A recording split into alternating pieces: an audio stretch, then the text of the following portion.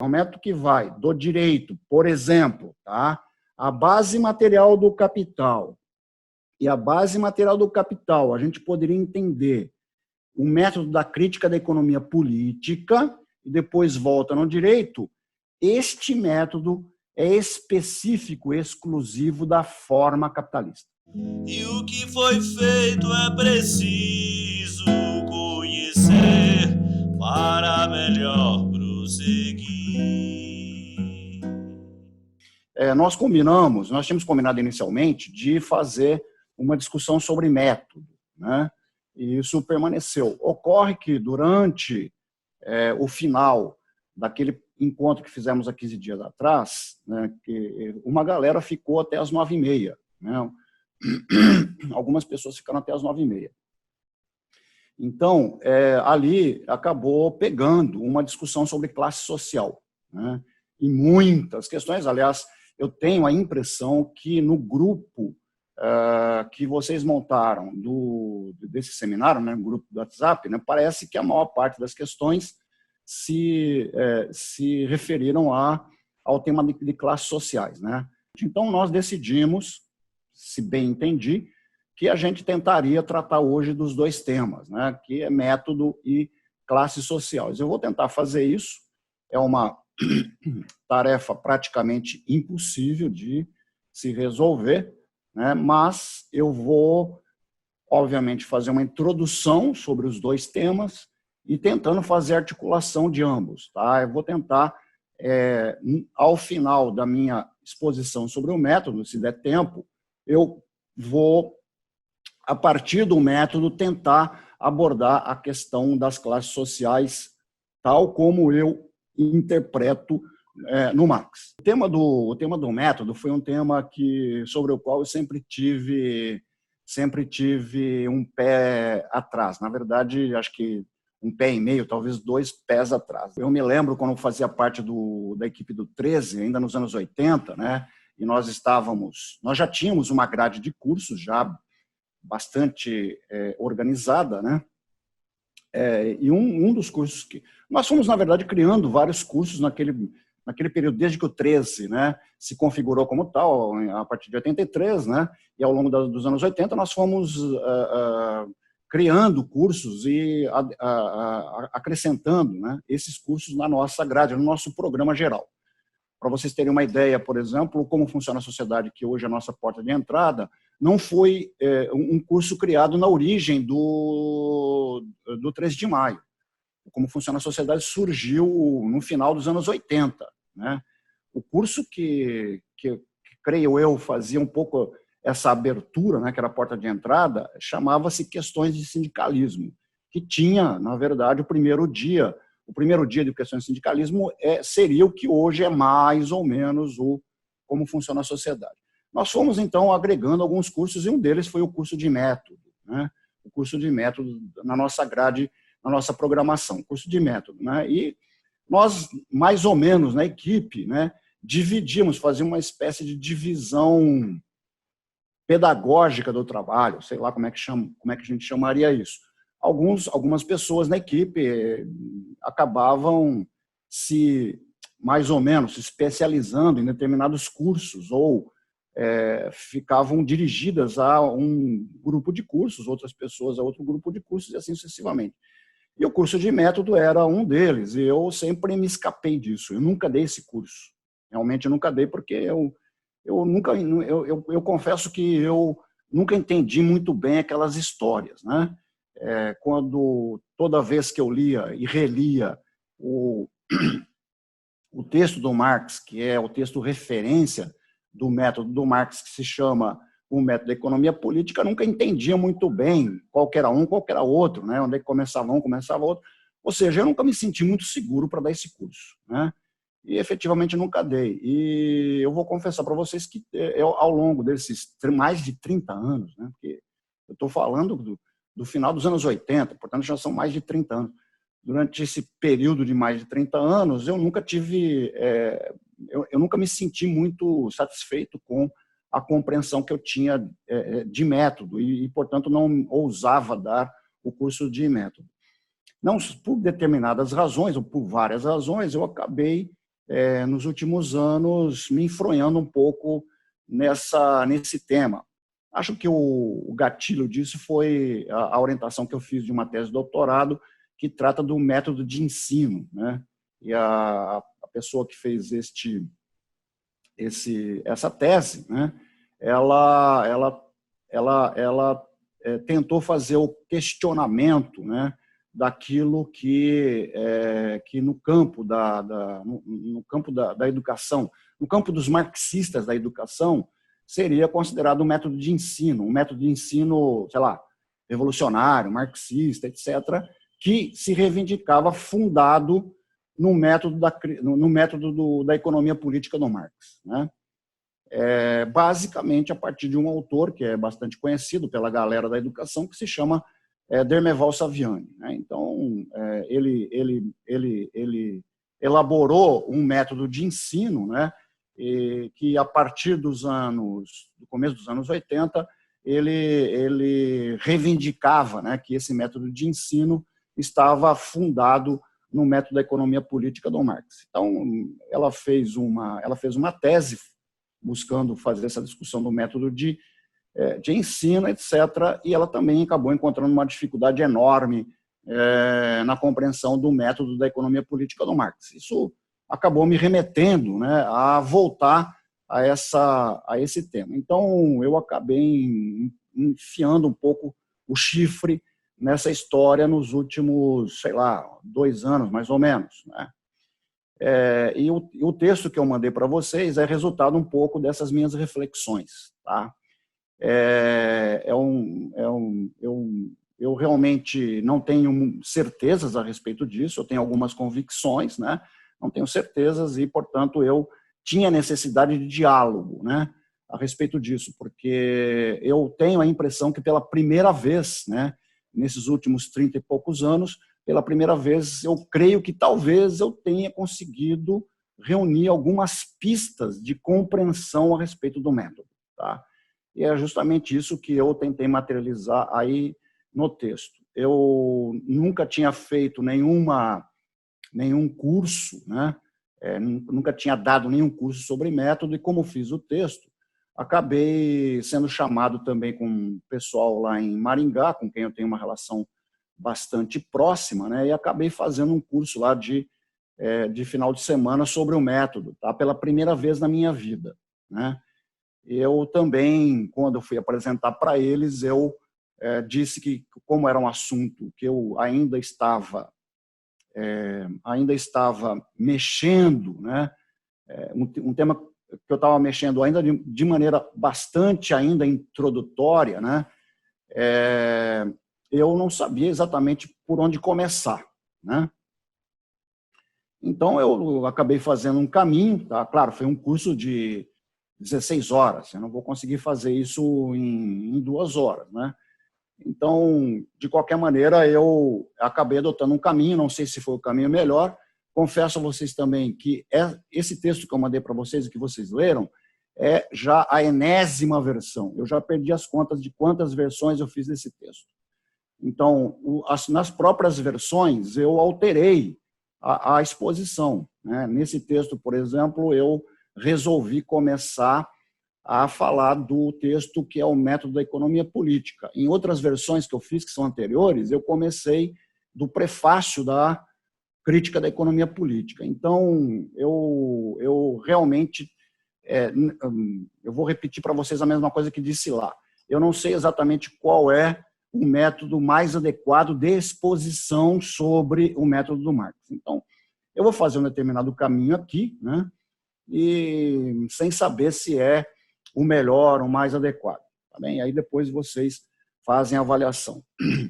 Claro que eu vou ter que tentar enxugar isso, né, resumir tremendamente, né. Eu vou começar, então, diferentemente do texto, eu vou começar do prefácio. Tá? Achei melhor começar do prefácio dessa vez. Tá? Pode ser que eu me arrependa depois. Mas eu vou começar do prefácio de Para a Crítica da Economia Política, que é, de fato, um texto, para mim, fundamental para a compreensão do método do Marx, né? Achei melhor não começar pelo método da economia política, que é o texto referência para a compreensão do método, porque eu penso que talvez, ao começar do prefácio, eu consiga já limpar alguns terrenos de algumas questões que me foram feitas, né, no encontro passado, né. Bom, só algumas informações para a gente relembrar. O prefácio da crítica da economia política, ou prefácio do texto que se chama Para a Crítica da Economia Política, na verdade esse nome varia de acordo com a tradução, é um prefácio que foi de fato publicado. Foi um prefácio publicado junto com o texto Para a Crítica da Economia Política. Tá? Tanto o prefácio quanto o texto foram produzidos em 1859. 1859. Tá? Na minha leitura, tá, a esse respeito, eu creio que é o principal texto do Marx. Tá? Eu poderia apostar que é o principal texto do Marx acerca das investigações que ele vinha fazendo no campo da economia política, vale dizer, fazendo a crítica da economia política. A crítica da economia política no duplo sentido. É o sentido da crítica teórica à economia política clássica e crítica à economia política como crítica teórica ao capital. Então, me parece, eu poderia postar isso, o principal texto que o Marx escreveu ao longo da sua jornada, desde quando ele começou a tratar sobre esse assunto, no final de 1843, começo de 44, foi quando pela primeira vez o Marx se debruçou sobre este assunto, tá, da economia política. O resultado disso foram os manuscritos econômico-filosóficos. Esse título não foi dado pelo Marx. Os manuscritos econômico-filosóficos são textos que ele fez como rascunho, não, são fichas de anotação, são fichas de estudo, tá? São anotações de estudo dele quando ele se debruçou pela primeira vez na análise da economia política. Na verdade, não só na economia política, mas também com as três grandes fontes, né? Os três grandes interlocutores, as três grandes interlocuções do Marx, que era a economia política, a filosofia alemã, fundamentalmente Hegel, e o socialismo, né? Inclusive o socialismo utópico. Então, o Marx começou as pesquisas dele, os estudos dele a respeito da economia política em final de 1843 e em 1844. Isso resultou nessas anotações de estudo. As anotações de estudo que estão nos manuscritos não foram realizados, esses estudos, com o objetivo de ser publicado. Ele não escreveu os manuscritos com o objetivo de ser publicado. De 44 até 59, Marx produziu uma quantidade gigantesca de textos. Tá? O principal deles, aí, digamos, o mais volumoso, foi o texto que foi publicado com o título de Grundrisse, que significa rascunhos, que ele escreveu entre 1857 e 1858, mas também são rascunhos que ele fez como resultado dos estudos, estudos esses que se intensificaram nesse período quando ele já estava morando em Londres, tá? Exatamente nesse período 57, 58, 59, que foi o período de maior intensidade dos estudos dele na biblioteca do Museu Britânico. Então, o que eu estava comentando com vocês é que o Para a Crítica da Economia Política, tá, que foi publicado em 59, foi escrito em 59, como resultado, inclusive, de todo esse processo anterior, desde 44, portanto, foram 15 anos aí, né, para ele publicar pela primeira vez o Para a Crítica da Economia Política. Veja que os outros textos que ele escreveu sobre o temário da economia política, da crítica da economia política, os outros textos não foram, salvo um ou outro, tá, não foram feitos com o objetivo de serem publicados. O Para a Crítica da Economia Política, sim. Tá?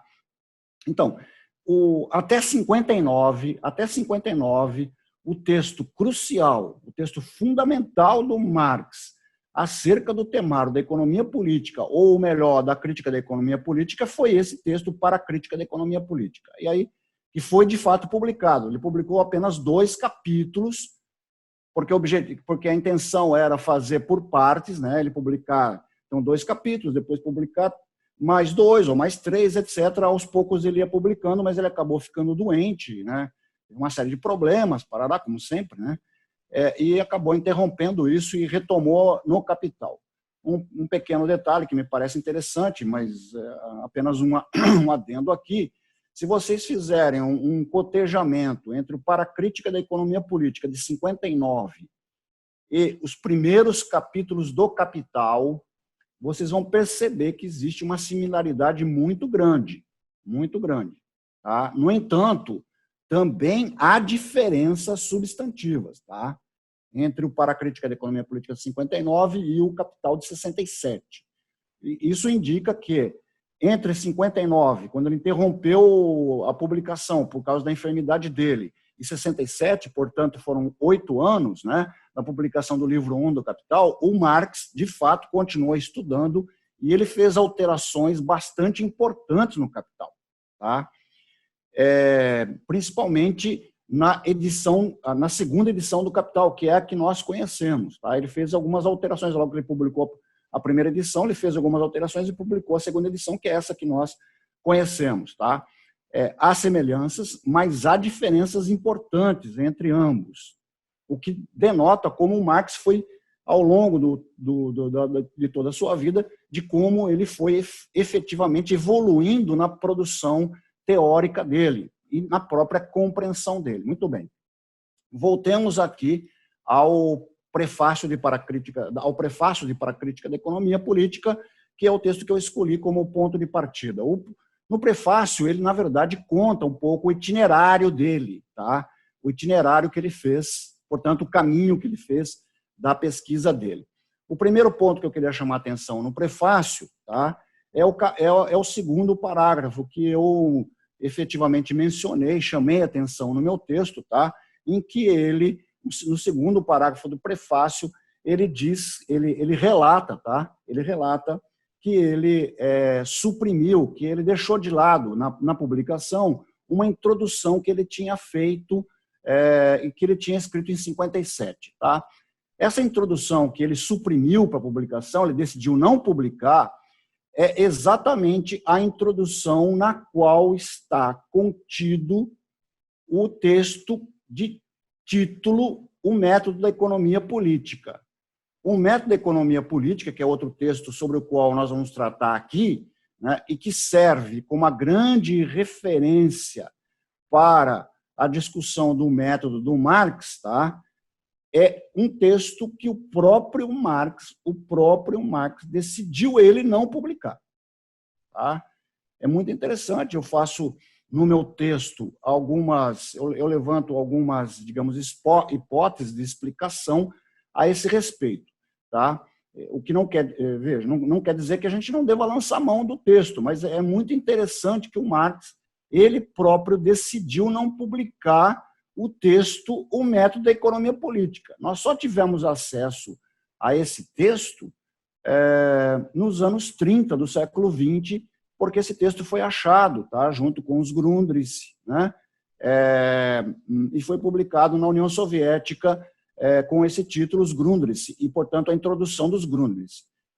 Também um detalhe interessante, tá, não sei se vocês nesse momento da minha fala vão conseguir perceber a importância disso, é o fato de que o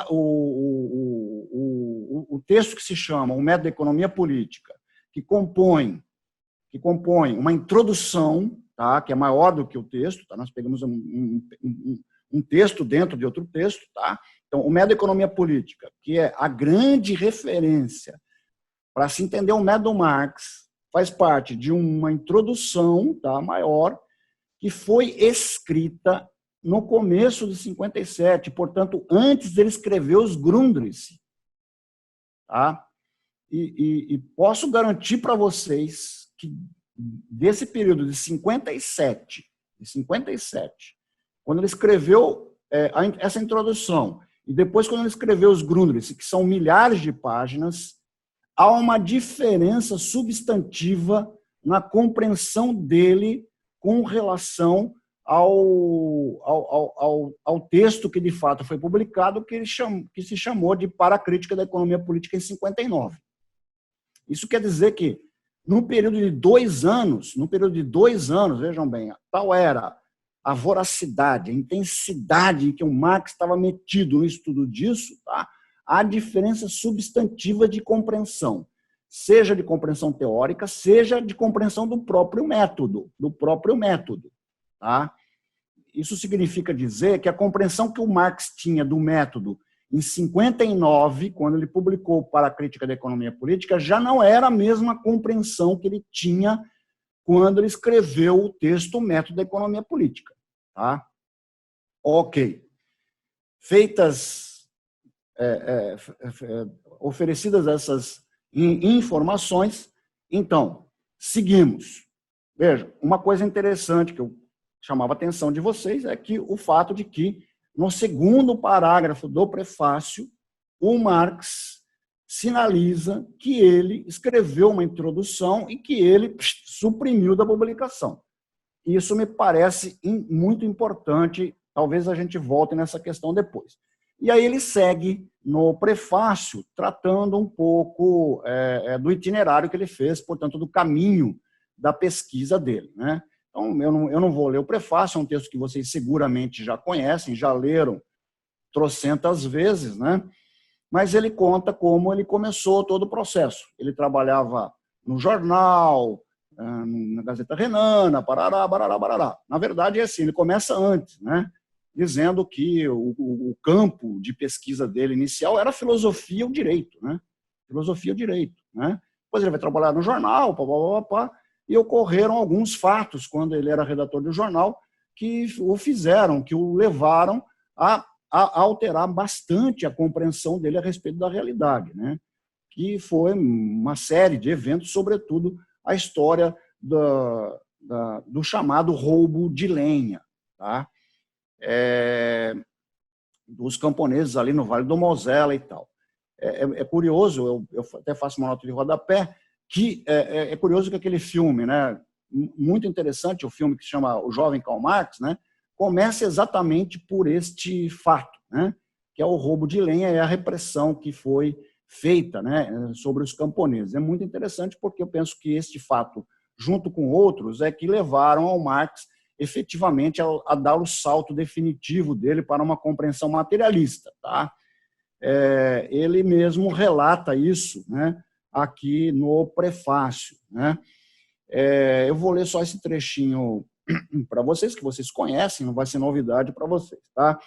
Diz ele: minha investigação, né, desembocou no seguinte resultado: relações jurídicas, tais como formas de Estado, não podem ser compreendidas nem a partir de si mesmas, nem a partir do assim chamado desenvolvimento geral do espírito humano, mas, pelo contrário, elas se enraizam nas relações materiais da vida, cuja totalidade foi resumida por Hegel, seguindo os ingleses e franceses do século XVIII. Mas que a anatomia, que foi resumida por Hegel sob o nome de sociedade civil, tá? Seguindo os ingleses e franceses do século XVIII. Mas que a anatomia da sociedade burguesa deve ser procurada na economia política. Tá? A anatomia da sociedade burguesa deve ser procurada na economia política. É interessante que a gente até poderia entender que ele identifica isso, né, como sociedade civil, tá? Mas isso é outra questão. Na sequência, tá? Ele vai dizer: a totalidade dessas relações de produção forma a estrutura econômica da sociedade, a base real sobre a qual se levanta uma superestrutura jurídica e política e a qual correspondem formas sociais determinadas de consciência. O modo de produção da vida material condiciona o processo em geral de vida social, político e espiritual. Não é a consciência dos homens que determina o seu ser, mas, ao contrário, é o seu ser que determina a sua consciência. Nós sabemos que a compreensão desta viragem, né, ou dessa demarcação materialista do Marx é uma questão bastante complexa. Nós não vamos entrar nisso, mesmo porque o Marx, no período que ele está relatando, ele está dialogando com uma quantidade bastante grande de interlocutores, né? Mas penso eu que o que ele está relatando, veja, ele escreveu isso em 57, ele escreveu isso em 59, está relatando o que aconteceu com ele desde quando ele trabalhava no jornal, desde quando ele começou, né, os estudos dele, o doutorado dele, depois quando ele trabalhou no jornal, e depois todo o processo que foi a partir de 1844, ele está relatando o que aconteceu, né? Por que é que ele foi? Por que é que ele foi para a economia política? Ele foi para a economia política exatamente porque a economia política era a ciência que, em alguma medida, sintetizava, né? Era a tentativa de construção de um conhecimento teórico que buscava entender exatamente o que ele está entendendo como o ser do capital. Claro que tinha limites, por razões históricas, a economia política, né? Mas, assim, por que ele vai para a economia política? Ele vai para a economia política exatamente porque ele faz essa viragem, ou melhor, ele demarca a sua posição materialista, porque ele vai entender que é a consciência, não é a consciência do ser que determina o ser, mas é o ser que determina a consciência. Ele vai afirmar, portanto, para eu entender o Estado, o direito, né, de onde ele partiu. Na verdade, olha que interessante, né? Qual foi o ponto de partida dos estudos do Marx? Não foi a mercadoria, né? O ponto de partida não foi a mercadoria. O ponto de partida da investigação dele, dos estudos dele, foi na área do direito, na área da jurisprudência, como ele está dizendo aqui, né? Então, o que ele pretendia entender era exatamente o Estado. É essa discussão que ele vai estar fazendo com o Hegel, né? Exatamente ao fazer a crítica à filosofia do direito de Hegel, né? Ele faz a crítica à filosofia do direito de Hegel exatamente a partir do momento em que ele está demarcando a sua posição materialista em oposição ao Hegel, né?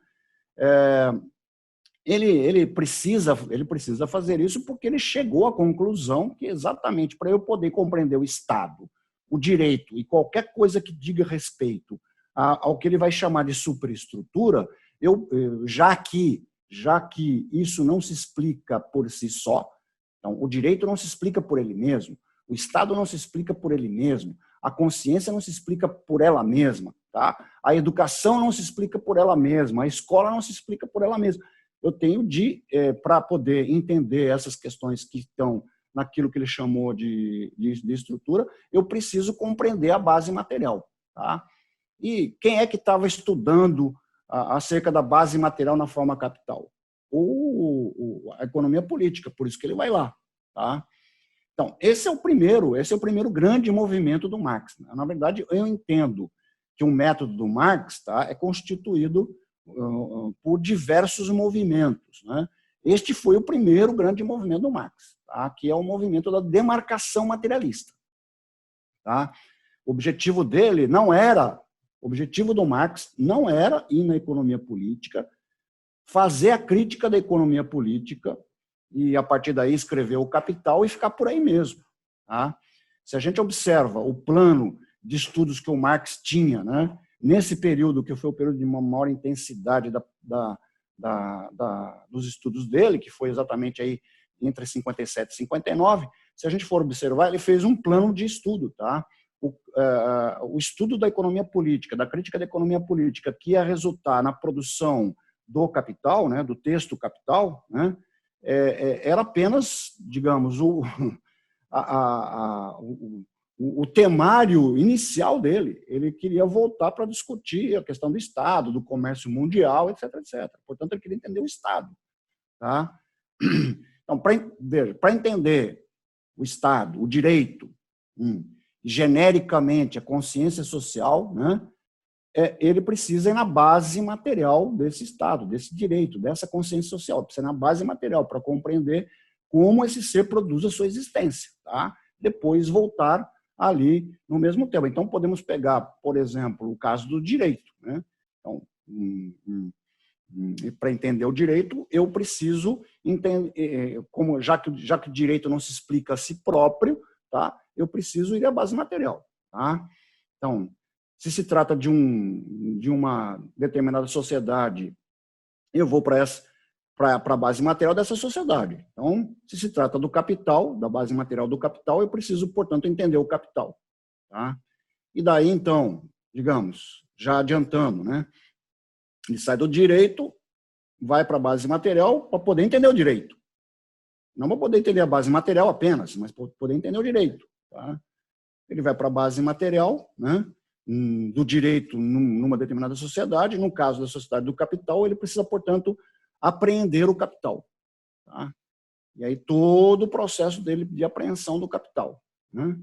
Aí, uma vez que ele chegou, então, ele aqui, nesse plano, né, da base material, ele vai daquilo que ele vai chamar de concreto aparente ou concreto idealizado, isso vai depender da tradução, tá?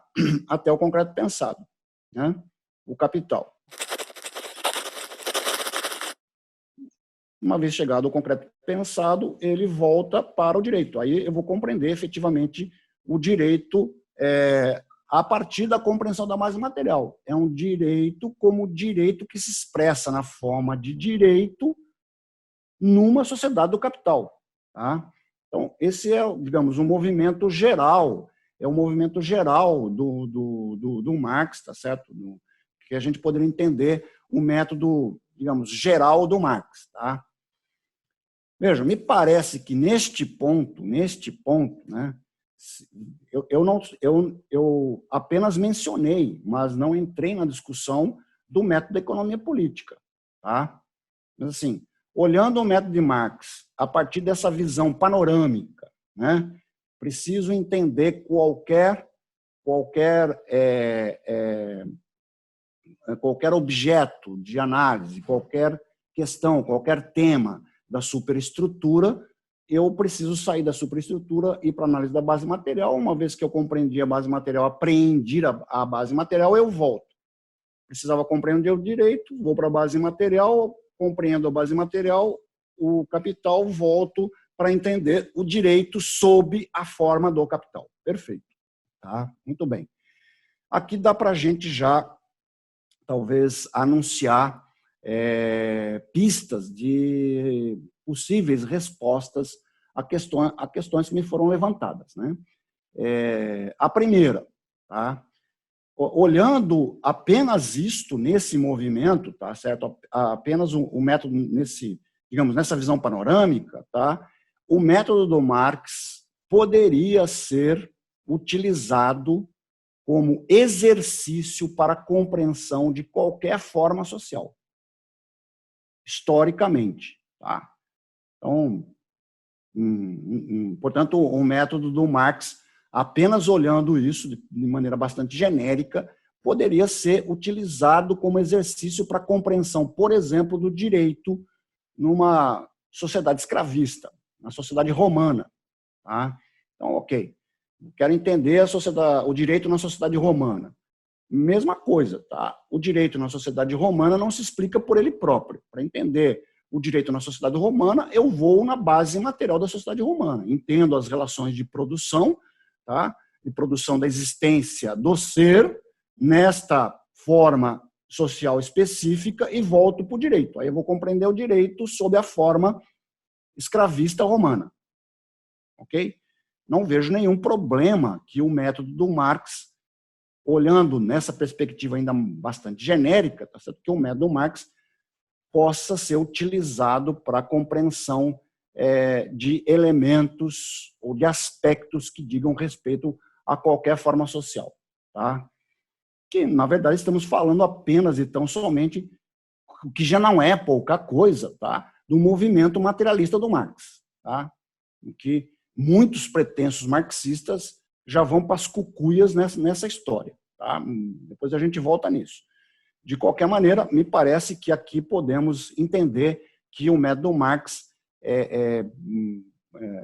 teria um caráter, portanto, a validade do método do Marx, desse ponto de vista panorâmico, teria validade para qualquer forma social, mas esse é o primeiro aspecto. O segundo aspecto, aqui também dá para a gente já limpar um certo terreno, espero eu, né, a respeito de outras questões que já me vieram, que é por que é que o método do Marx não pode ser utilizado para a compreensão, para a apreensão de fenômenos que não são fenômenos históricos. Por exemplo, a compreensão do sistema solar, a compreensão dos movimentos dos astros, da composição da molécula e assim sucessivamente. Tá? Bom, aqui já temos um grande problema. Tá? Então, vamos pegar um caso típico, né? de exemplos que alguns autores dão, tá? Que é, por exemplo, da água, né? Como que na composição da água, como a água se altera dependendo da temperatura, etc. Então, ela está numa forma sólida, depois na forma líquida, depois na forma de vapor e assim sucessivamente, né?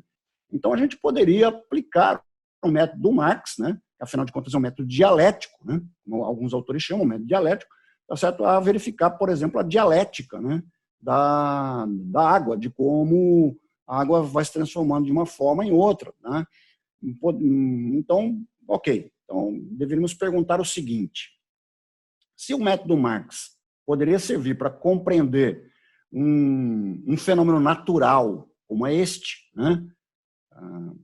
A água, né? Deveríamos perguntar qual é a base material da água?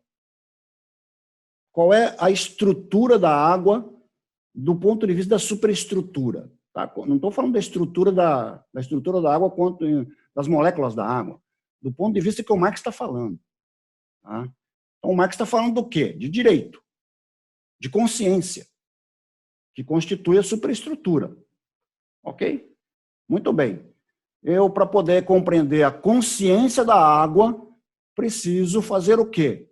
Já que a consciência da água não pode, ela, né, ser explicada por ela própria, então eu vou à base material da água. A base material da água são as relações sociais de produção da existência social da água, de como os pingos de água estabelecem relações de produção da sua existência.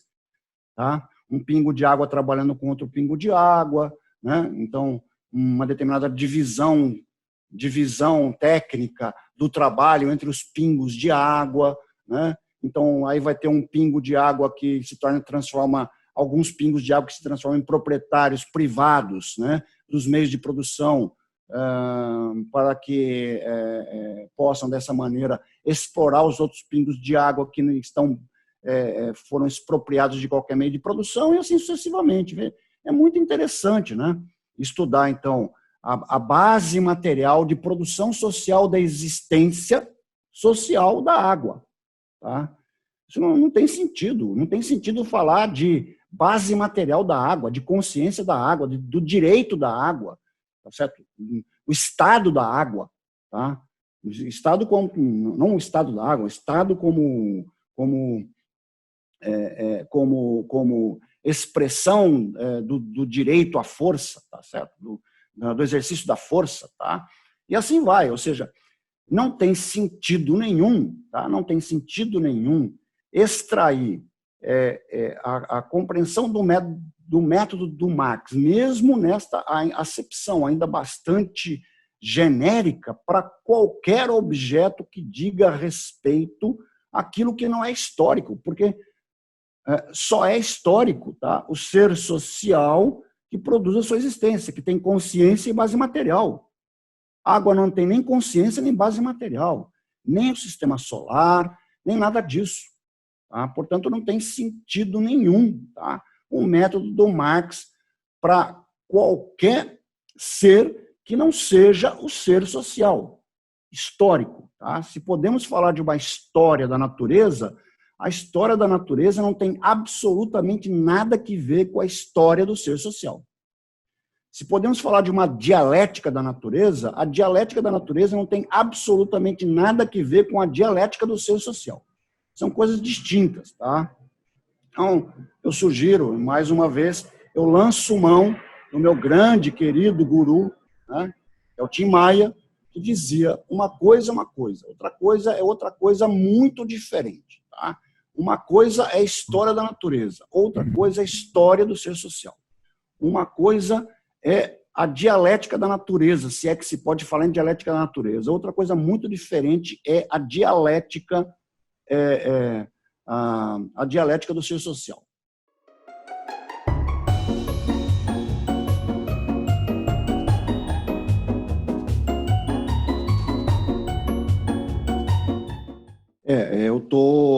De fato, eu estou dialogando com compreensões que são compreensões, digamos, majoritárias, hegemônicas a respeito do método do Marx. Tá? Existem muitos autores bastante considerados, tá?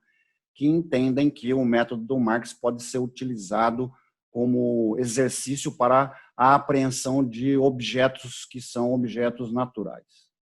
Okay? E nós também, quando tínhamos um curso de método, houve uma época que nós tínhamos o curso de método e dávamos exemplos no nosso curso de fenômenos naturais. Tipo, para entender o método, a gente usava, por exemplo, o chuveiro. Tá?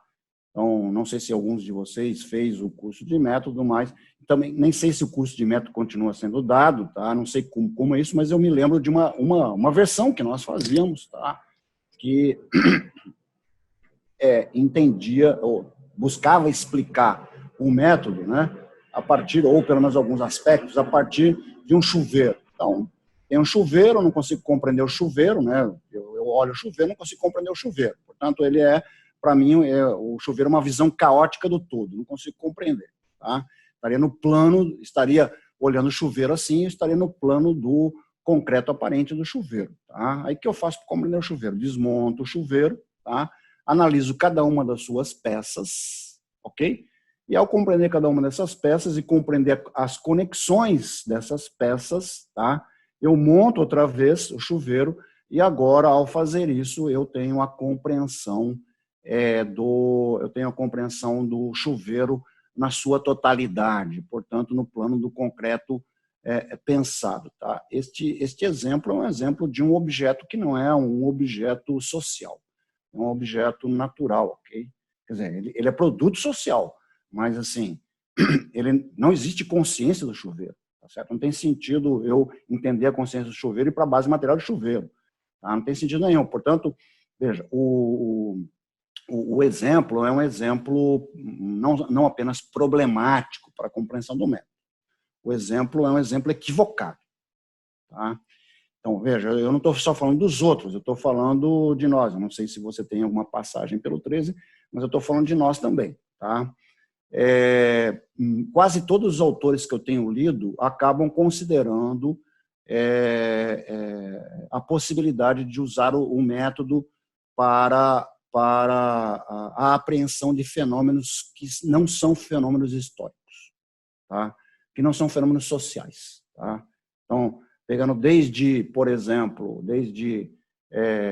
o autor que eu já citei aqui, no campo da educação, o Saviani, por exemplo, tem um exército de gente atrás do Saviani, tá? Que utiliza o método de ensino do Saviani, fundado no método da economia política ou no método do Marx, tá? Para explicar todo tipo de coisa, inclusive água. Tá? Mas também acho que podemos pegar autores que são mais reconhecidos internacionalmente, como, por exemplo, o Karel Kozik, que escreveu um livro que é referência para nós, que se chama Dialética do Concreto. Ali, o Karel Kozik, se vocês olharem e lerem o texto com bastante atenção, vocês vão perceber que ele escorrega aí também. Tá? Ou seja, o método do Marx serviria para explicar qualquer fenômeno. Portanto, o que eu estou afirmando aqui é que que o método do Marx é um método científico, para a apreensão apenas e tão somente do ser social. Portanto, tudo aquilo que está fora do ser social, seja água, seja chuveiro, seja qualquer outra coisa, tá? Não tem sentido em falar de lançar a mão do método Marx para poder explicar. Portanto, o que eu estou afirmando é uma coisa que cai como uma bomba, creio eu, para a imensa maioria dos autores que escrevem sobre o método do Marx, tá? Se não a totalidade, ou a quase totalidade. Tá? Não dá para a gente confundir o método do Marx com o método científico em geral. Então, veja, é muito interessante isso, de como a gente acaba identificando o método do Marx com um monte de coisas que, na minha opinião, não tem absolutamente nada a ver com o método do Marx. Tá? O que eu estou chamando a atenção de vocês é para o fato de que este é um elemento, tá? É um elemento que está presente, muito presente, na imensa maioria dos autores, para não dizer na totalidade dos autores. Tá? Essa confusão entre o método Marx e o método científico em geral. Segundo, e, portanto, a possibilidade de lançar mão do método Marx para a apreensão, para a compreensão, para o estudo, a pesquisa de objetos que não são sociais. Tá? Isso nos levaria, por exemplo, a um debate com um texto conhecido do Engels, tá, que se chama Dialética da Natureza. Então, se alguém está com algum problema de falta de um objeto de investigação, está fazendo mestrado, doutorado, etc., eis aí, tá, um grande debate. Tá bem? Para vocês terem uma ideia de como nós não estamos lidando com questões tranquilas, tá? São questões altamente complexas e as minhas posições são posições, digamos, bastante isoladas, completamente isoladas. Tá? Eu estou na absoluta contramão daquilo que a imensa maioria dos autores afirma a respeito do método. Eu comecei por aí, pelo prefácio, exatamente para demarcar que, na minha interpretação, tá, o método do Marx, tomado ainda na sua generalidade, tal como eu apresentei, tá, ele só tem sentido como exercício de um método de apreensão do ser social. Ponto. Fora disso, não tem sentido utilizar o método do Marx. Aí, os autores fazem coisas horríveis em relação a isso, tá? Acabam fazendo uma forçação tremenda para encaixar as suas compreensões no método Marx. Tá? Assim como nós fizemos, por exemplo, durante muito tempo com o chuveiro. Tá? O que tem a ver o chuveiro com o método Marx? Nada. Então, a gente forçou um exemplo. Né? Então, tem o chuveiro inteiro, a gente desmonta o chuveiro, depois monta o chuveiro. Tá? Então, a gente acaba forçando. Tá? Então, o que seria o método Marx? Eu parto do concreto aparente, aí faço abstrações, tá? Aí volto da abstração para o concreto pensado. Tá? Isso vira, na verdade, essa formulinha, concreto aparente, abstração, da abstração para o concreto pensado, vira uma formulinha, cabe tudo nesse negócio, tá certo? Cabe tudo. Tá? Seja no âmbito das ciências sociais, seja no âmbito das ciências que não são ciências sociais, tá? Ciência da natureza e assim sucessivamente, tá? Então, obviamente, como o meu tempo é muito curto, eu não tenho como lançar mão dessas coisas. Eu poderia pegar alguns livros aqui e demonstrar para vocês como a galera entende o método do Marx. Tá? E aí, na minha opinião, é um desastre total. É um desastre total. Tá? Muito bem. Sigo. Tá? Então, veja. Método do Marx tomado na sua, digamos, nesse primeiro desenho. Tá? Então, primeiro movimento é um movimento que, se eu quiser apreender um determinado objeto, uma determinada característica da chamada superestrutura, tá? Vou para a base material, tá certo? Analiso, apreendo a base material e volto para esse mesmo objeto. Saio do direito, vou para a base material, volto no direito, aí sim vou entender o direito como o direito determinado por essa determinada base material. Tá? Muito bem, isso serve, na minha interpretação, serviria para qualquer forma social.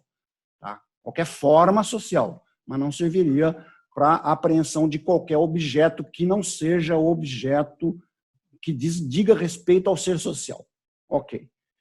Muito bem. Uma vez, se é que limpamos esse terreno, o que o Marx pretendia entender não era o direito em qualquer forma social. Não era o Estado em qualquer forma social. O que ele pretendia entender era o direito, o Estado, e, portanto, a consciência e outros aspectos que digam respeito à chamada superestrutura, de uma forma historicamente determinada, a forma capital. Tá? Por isso é que ele, então,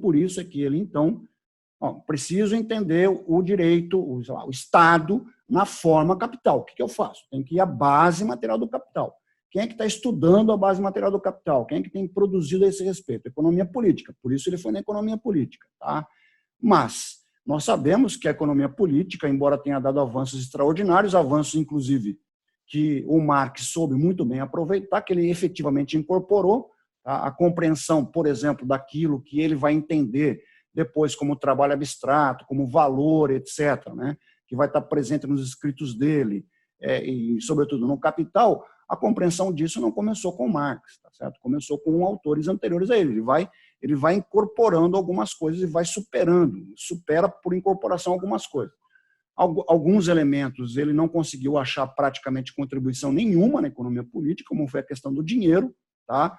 E também outras questões que ele foi, de fato, embora não tenha sido elaboração original dele, ele foi dando um caráter cada vez mais preciso, mais rigoroso, mais aprofundado, como, por exemplo, a compreensão de mais valor e de mais-valia. Muito bem. Acho que o que o Marx vai fazer, portanto, é esse primeiro movimento. Tá? Mas ele não está querendo entender o direito de qualquer forma social, o direito na forma especificamente capitalista. Ele vai, portanto, na base material capitalista. Quem é que estava oferecendo alguma contribuição para a compreensão da base material capitalista? Na economia política. Aí ele se debruça sobre a economia política. Aí ele começa a identificar, desde 1944, alguns limites na economia política.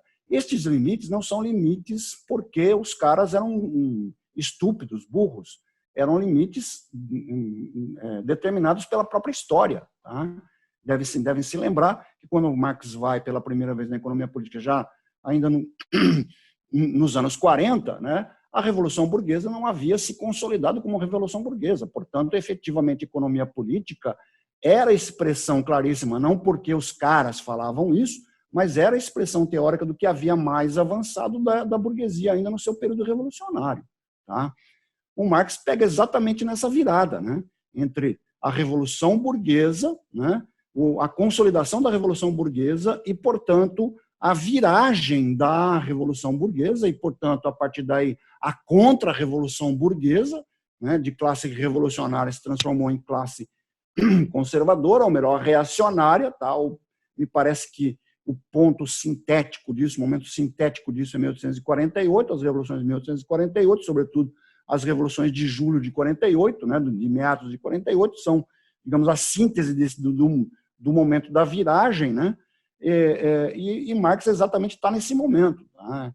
Ele não vai produzir a crítica da economia política porque ele era mais inteligente do que os caras, né? Porque ele está colocado numa condição histórica de total viragem, da viragem da burguesia revolucionária para a burguesia reacionária e para o surgimento exatamente das classes que agora vão se contrapor antagonicamente e poderiam se constituir como sujeitos efetivamente revolucionários em relação à burguesia que se converteu numa burguesia reacionária. Então, por causa disso que a produção teórica do Marx vai ter um caráter revolucionário do ponto de vista do proletariado. A economia política tem um caráter revolucionário do ponto de vista da burguesia. Né? Então, ele vai, portanto, fazer a crítica da economia política. Crítica naqueles dois sentidos. É crítica teórica à economia política, né, à economia política clássica, e crítica teórica ao sistema do capital. É a mesma coisa. Tá? O que ele está fazendo é a mesma coisa.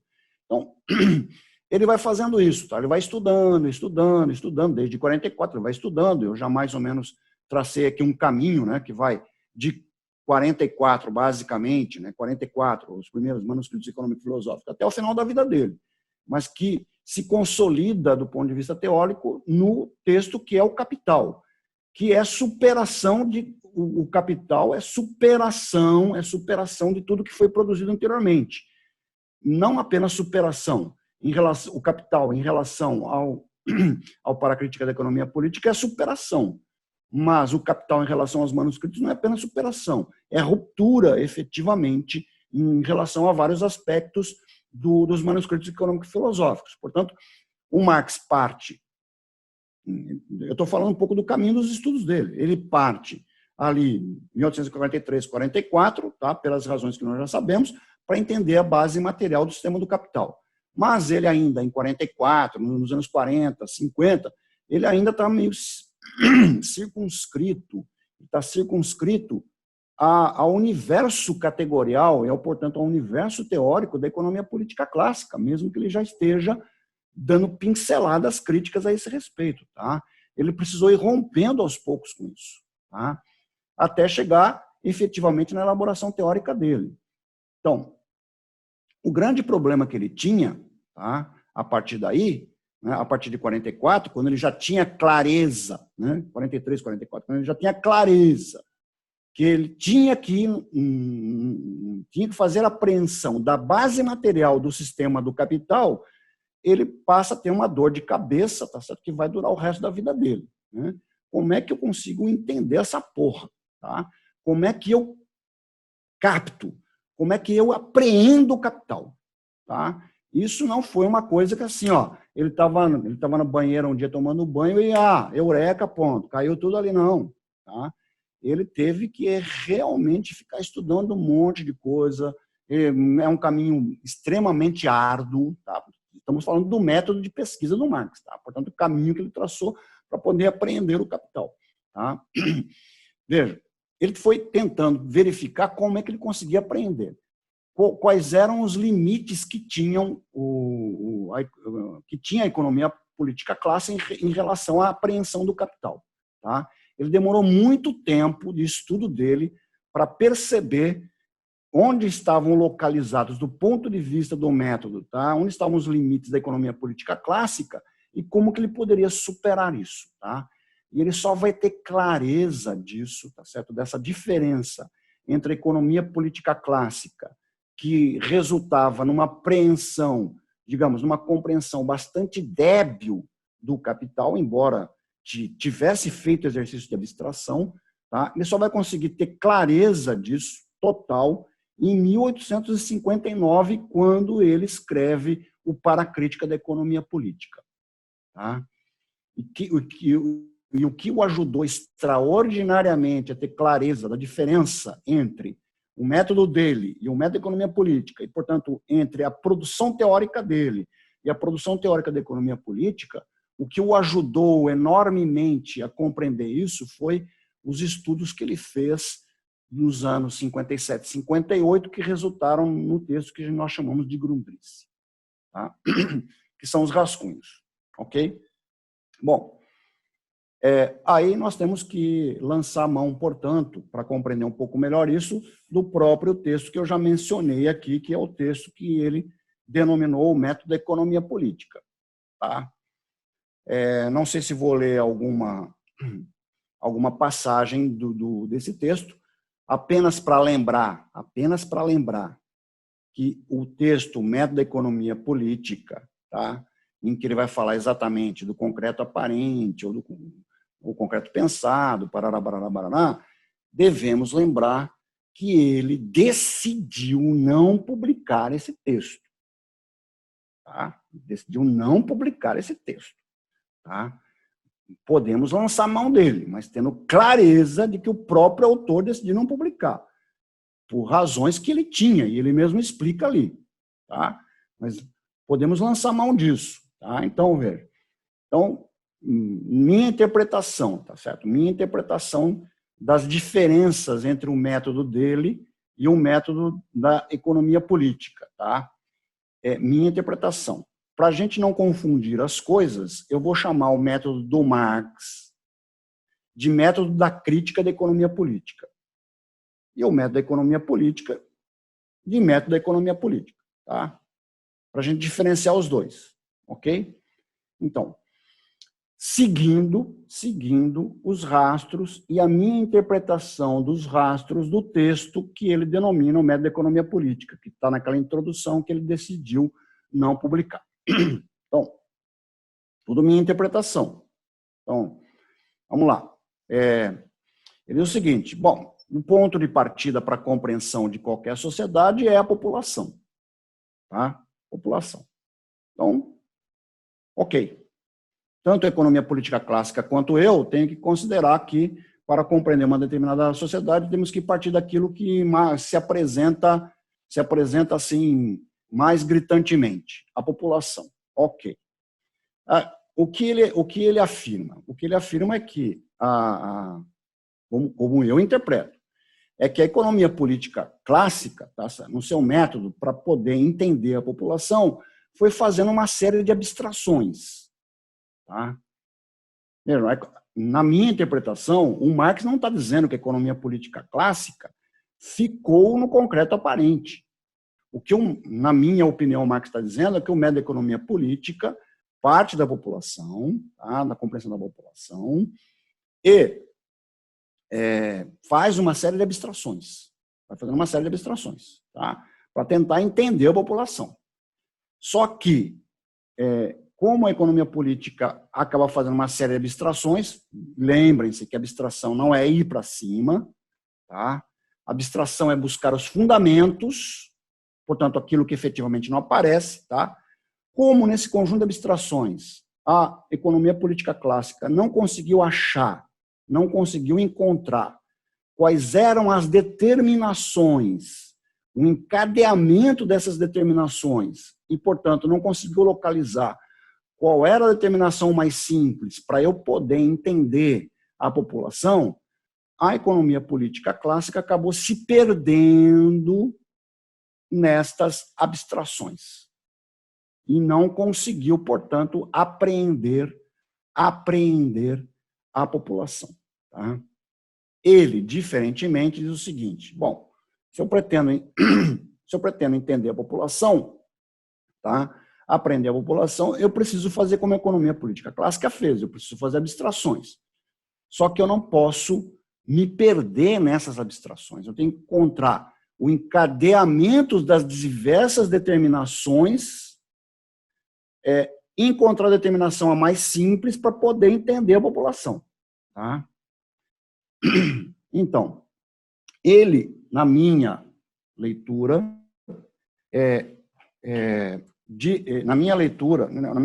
eu vou ler aqui para vocês, tá? Vou ler aqui para vocês um pequeno trecho do Método de Economia Política, que é um texto que vocês conhecem também de frente e de trás, tá? Ele quer entender também a população. Ele diz o seguinte, a população é uma abstração, essa compreensão de abstração é diferente do conceito de abstração que eu estava me mencionando agora há pouco, tá?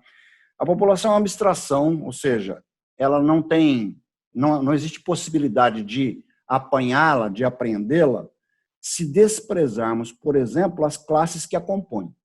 O que ele está dizendo é o seguinte, se eu quero entender a população, eu preciso entender as classes sociais que compõem. Aí continua ele, por seu lado, estas classes são uma palavra vazia de sentido, ou seja, não explicam nada, se ignorarmos os elementos em que repousam, por exemplo, o trabalho assalariado, o capital, etc.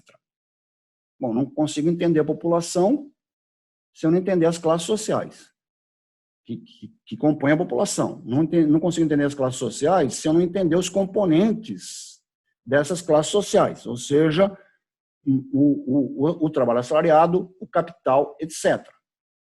Tá? Por seu lado, isso eu já li. Então, por seu lado, essas classes são uma palavra vazia de sentido se ignorarmos os elementos em que repousam. Por exemplo, o trabalho assalariado do capital. O trabalho assalariado do capital supõe a troca, a divisão do trabalho, os preços, etc. Ou seja, para eu poder entender o capital e o trabalho assalariado, tá? Eu preciso entender a troca, a divisão do trabalho, os preços, etc. O capital, por exemplo, sem o trabalho assalariado, sem o valor, sem o dinheiro, sem o preço, etc., não é nada. Então, o que ele está dizendo é que eu preciso ir encontrando as determinações a partir da população, as determinações da população que me permitam entender a população. Então, a população está determinada pelo capital e pelo trabalho assalariado. O capital e o trabalho assalariado estão determinados pela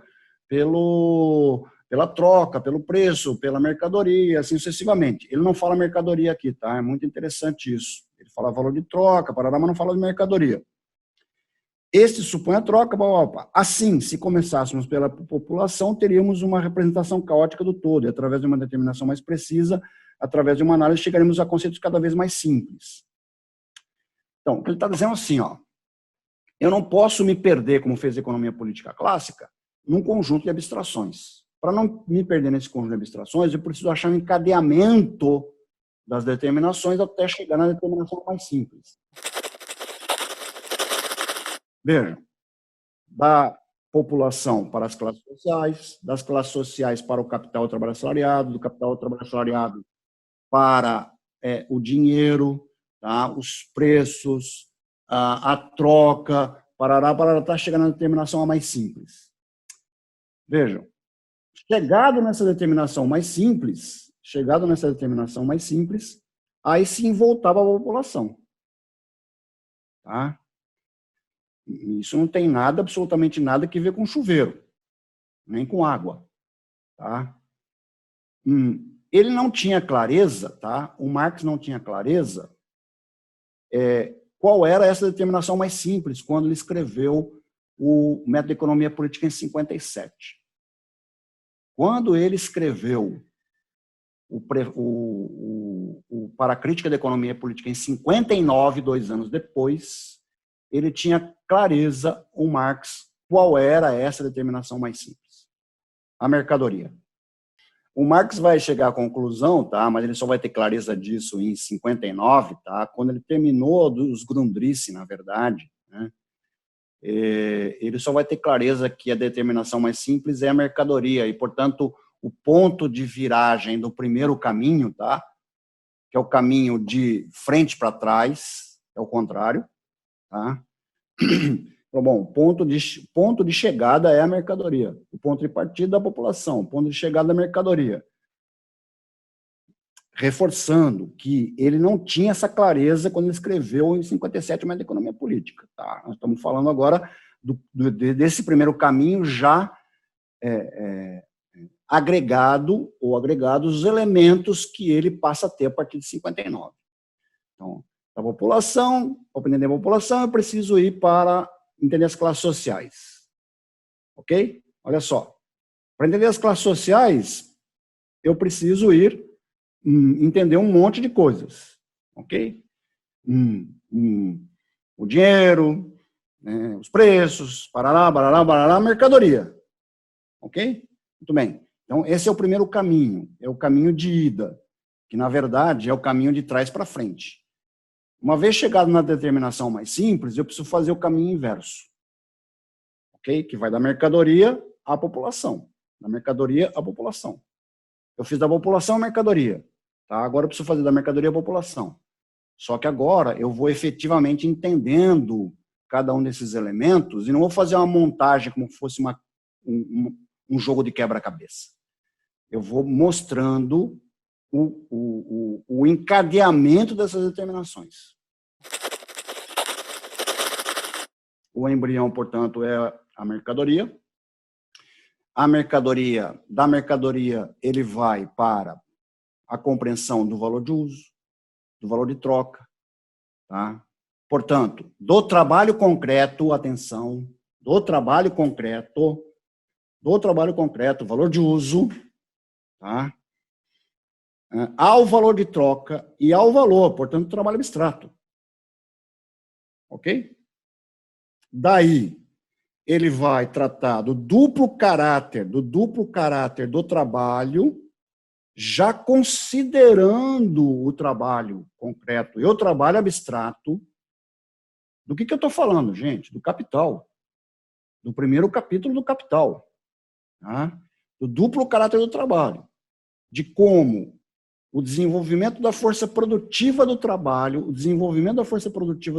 tem um efeito em relação ao trabalho concreto, portanto, ao valor de uso, que é uma relação, ela é uma relação direta, né? Ou seja, quanto maior o desenvolvimento da força produtiva do trabalho, maior a quantidade de riquezas produzidas. Tá? Portanto, do conteúdo material da riqueza, de valores de uso, ok? É uma relação direta, ok? Com relação ao trabalho abstrato e ao valor, é o contrário, é uma relação inversamente proporcional. A primeira é diretamente proporcional, a segunda é inversamente proporcional. Quanto maior o desenvolvimento da força produtiva do trabalho, menor o valor das mercadorias ou dos valores de uso contido naquela quantidade maior de valores de uso. Uma quantidade menor de valor. Tá? Vejam, no primeiro capítulo, o Marx já nos dá a dica para a compreensão da queda tendencial da taxa de lucro, que é um dos elementos fundamentais para as crises cíclicas de superprodução de capital, porque capital não é acúmulo de riqueza, é valorização do valor. Ok? E o desenvolvimento da força produtiva do trabalho só entra em contradição com o trabalho, tá?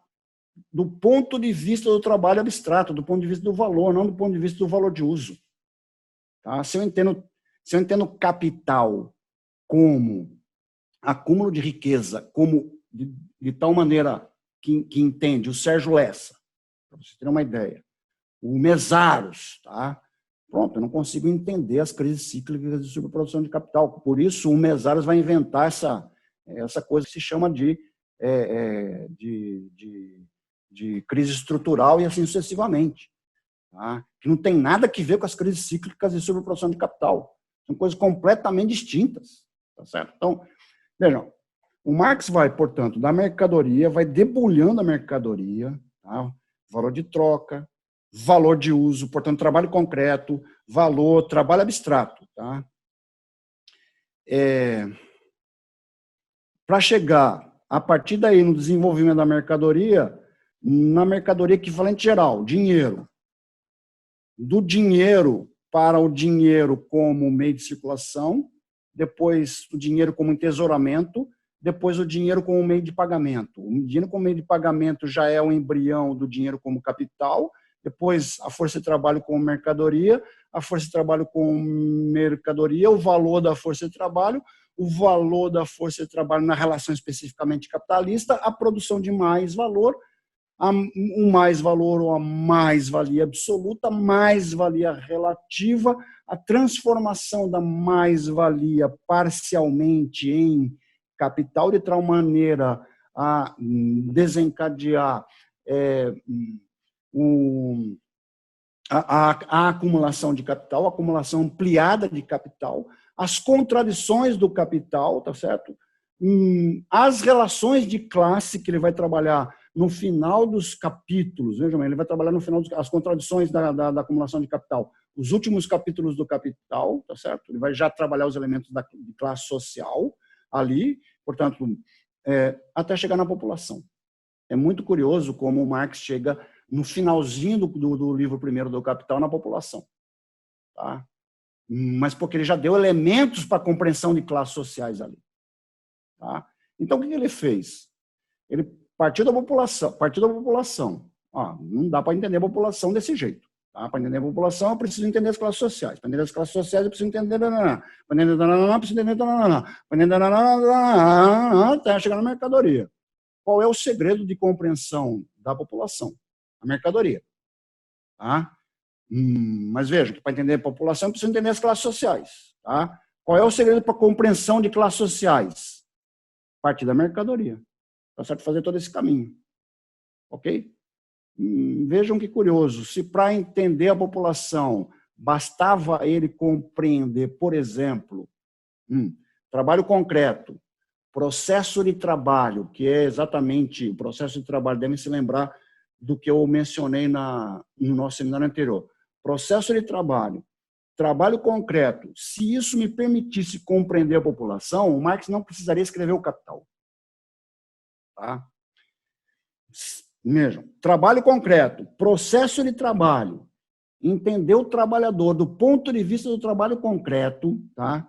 O trabalhador peão de fábrica, o metalúrgico, o bancário, o professor, o trabalhador químico, o trabalhador homem, o trabalhador mulher, tá? Ou a trabalhadora mulher, a trabalhadora negra, o trabalhador branco, e assim sucessivamente. Isso estamos falando no plano do concreto, estamos falando no plano do trabalho concreto. Tá? Podemos pensar o trabalhador individualmente, metalúrgico, ou categoria de metalúrgicos. Categoria de metalúrgico, que são os nossos sindicatos são organizados por categorias profissionais, estamos falando no plano de trabalho concreto. Ok? Trabalho concreto. Pensar peão da fábrica, peão fabril, peão do chão de fábrica, estamos entendendo no plano do trabalho concreto. Tá? Se fosse possível entender classes sociais no plano do trabalho concreto, o Marx não precisaria ter escrito Capital. Tá? O Marx nem parte do trabalho concreto, ele parte da mercadoria. Ele só vai falar do trabalho concreto e, portanto, do valor de uso, porque ele precisa entender a mercadoria exatamente como unidade contraditória entre valor de uso e valor de troca, entre trabalho concreto e trabalho abstrato. Por isso que ele menciona o trabalho concreto. Tá? Então, veja, ele só pode compreender a população, que foi o ponto de partida, se ele partisse efetivamente da mercadoria, valor de uso, valor de troca, valor, trabalho concreto, trabalho abstrato, o duplo caráter do trabalho, o dinheiro, tá certo? O dinheiro como mercadoria equivalente, depois o dinheiro como meio de circulação, mais-valia relativa, mais-valia absoluta, piriri, bororó, bororó, até chegar em classes sociais, no final do livro primeiro. E das classes sociais entender a população. Mas ainda era uma síntese provisória no final do capítulo, no final do livro primeiro. Tá? Ele vai voltar nesse mesmo tempo, ele vai voltar nesse mesmo tema no final do livro terceiro, quando ele começou a escrever aquele capítulo sobre classes sociais que ficou inconcluso. Tá? Então, veja, a realização do Capital é a demonstração cabal para nós de que só posso apreender classe social se eu entender exatamente os dois elementos que ele apresenta aqui nos manuscritos, aqui no método de economia política. Tá? O trabalho assalariado e o capital, na verdade, é a mesma coisa. Tá? É a mesma coisa. Tá? Portanto, se eu compreender o capital, se eu apreender o capital, não consigo apreender classe social, entender classe social, se eu não fizer o mesmo caminho que ele fez, partindo da mercadoria. Então, qual é o segredo do Marx em relação à economia política clássica? A economia política clássica partiu da população, tudo bem, classes sociais, e foi se perdendo nesse emaranhado de abstrações. Tá? Não conseguiu, o segredo é esse, não conseguiu perceber as determinações. E qual era a determinação mais simples? Que é aquela em que iria dar uma volta de 180 graus. Né? Então, ao contrário, tá? Da economia política, que se perdeu nisso, não chegou à determinação mais simples, não fez o segundo caminho. Se perdeu no primeiro caminho. O Marx, da população, eu preciso entender classes sociais eu preciso entender o capital, trabalho assalariado, tá certo? Mais-valia relativa, mais-valia absoluta. Estou fazendo de frente para trás, tá? De frente para trás, tá? População, classes, trabalho assalariado, mais-valia, as contradições do capital, mais-valia relativa, mais-valia absoluta, a combinação entre elas, tá? A força de trabalho como mercadoria, o dinheiro, o valor, o trabalho abstrato, o trabalho concreto, o valor de uso, o valor de troca, a mercadoria. Tá? De trás para frente. De frente para trás. Chegou na mercadoria. Determinação mais simples. Agora sim eu faço o caminho de volta. O primeiro caminho foi só eu descobrir o encadeamento das determinações. O segundo caminho é o caminho que, de fato, eu vou fazer a análise dentro do encadeamento de determinações. Tá? Não estou fazendo uma montagem como se fosse uma peça de quebra-cabeças, tá? É exatamente eu agora fazendo análise no caminho que vai de trás para de frente para trás, de trás para frente, enfim, o caminho inverso, que é o ponto de partida, a mercadoria, valor de uso, valor de troca, portanto, trabalho concreto, trabalho abstrato, valor, periri, pororó, pororó, não vou repetir tudo aqui outra vez, parará, barará, barará, barará, classes sociais, população.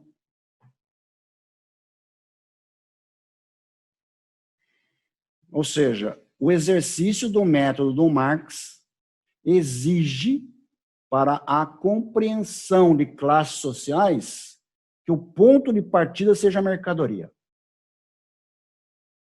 Tá? Aqui já morreu, se o ponto de partida é a mercadoria, já morreu qualquer aspecto que diga respeito ao trabalho concreto. Tá? Portanto, não tem sentido identificar a classe proletária com peão de fábrica, tá? Com peão fabril, tá? Com cara que faz isso, faz aquilo outro, faz aquilo outro. Não tem sentido. Para mim, não. Tá? E na leitura que eu faço do Marx, também não. Ok? Tá? Portanto, não tem sentido, tá? Essa identificação, que eu não sei de onde surgiu, de classe proletária com peão fabril, com operário fabril. Tá? Não tem sentido a compreensão de classe proletária do ponto de vista de uma compreensão obreirista. Tá? Porque tudo isso é trabalho concreto. Veja, se o ponto de partida é a mercadoria, o trabalho concreto já foi para o saco, já foi superado. Não tem como. Tá? Porque o trabalho concreto é valor de uso. Valor de uso não é mercadoria. Tá? Então, valor de uso em si não é mercadoria. Tá? Então, para ser mercadoria, ele precisa ser valor de uso e valor de troca. Então, o Marx já, ao dar o pontapé inicial para a compreensão de população e, portanto, de classe, tá? Ele já elimina a possibilidade de compreensão de população e de classe a partir do ponto de vista do trabalho concreto. Tá? Da produção do tipo específico de valor de uso. Então, portanto, não tem sentido do ponto de vista do exercício do método do Marx a identificação de proletariado com qualquer característica que diga respeito ao trabalho concreto, ou seja, ao processo de trabalho. Tá? Metalúrgico, não sei o que, não sei o que lá, não sei o que lá, não sei o que lá. Nem preto, nem branco, nem homem, nem mulher, nem um escambau. Tá? Classe não tem sexo, não tem gênero, não tem raça, não tem porra nenhuma. Tá? É abstração disso tudo. Eu entendo classe no plano do capital. Tá? Ele precisou ir ao capital, tá? Para entender classes sociais. Ok? Mas veja, todos esses elementos sobre os quais temos falado nesse momento, tá? Dizem respeito ao plano da base material. A população é um tema da base material, classe social é um tema da base material. Tá? Muito bem. O Marx precisava entender esses elementos no plano do capital, naquilo que ele vai chamar de concreto pensado, como síntese de múltiplas determinações, como totalidade.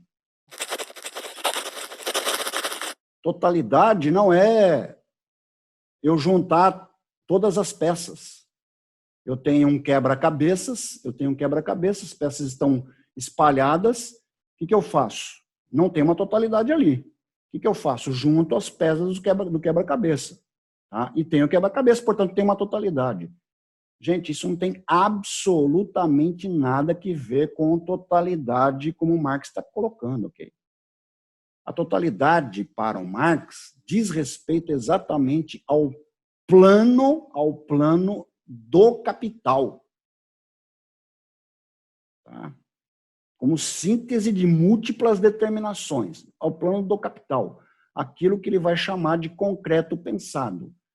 Veja, é o capital que agora está apreendido no nosso pensamento. Ok? O que era impossível se eu tivesse partido da população, feito uma série de abstrações. Se eu não tivesse encontrado o encadeamento das determinações e, portanto, a determinação mais simples, se eu não tivesse encontrado a determinação mais simples, que a mercadoria não tivesse feito todo o trajeto que vai da mercadoria ao capital. Lembrem-se que o Marx, nós estamos pensando numa síntese que é ainda provisória. O Marx trata de classes sociais no final do capítulo, no final do livro primeiro, e trata sobre população ali no final do livro primeiro. Mas são sínteses ainda provisórias, porque ele não terminou o Capital, tá? No livro primeiro, como nós bem sabemos. Ok? De qualquer maneira, nós estamos numa totalidade e, portanto, no plano de um concreto pensado ainda provisório no final do livro primeiro. Mas ali já não estamos muito longe do concreto aparente. E só fomos do concreto aparente, ou concreto idealizado, ou concreto pensado, porque fizemos os dois caminhos. O caminho que vai da população ou das classes sociais, encontrando encadeamento de determinações da determinação mais simples. E, portanto, eu ainda não entendi a população em classes sociais, mas agora eu faço o caminho de volta, que vai da mercadoria até classes sociais, até a população, chegando no plano do concreto pensado, que é o plano do capital. Síntese de múltiplas determinações. Plano do capital. Ainda provisório. Mas isso ainda é insuficiente. Teremos que, efetivamente, ir até o livro terceiro, tá? Como Marx fez. No livro terceiro, ele abriu um capítulo sobre classes sociais, tá? Não terminou de fazer o capítulo e, portanto, o Marx não nos deixou nenhuma explicação sobre classes sociais porque ele não terminou o capítulo. Ora, isso me parece um absurdo, porque a construção de capital dele está em todo o capital, tá? Fazendo exatamente o exercício que vai da mercadoria ao capital. Isso está em todo o capital. Portanto, ele nos deixou ao longo do capital uma compreensão de classe. E posso apostar com vocês que não tem nada que ver com o trabalho concreto.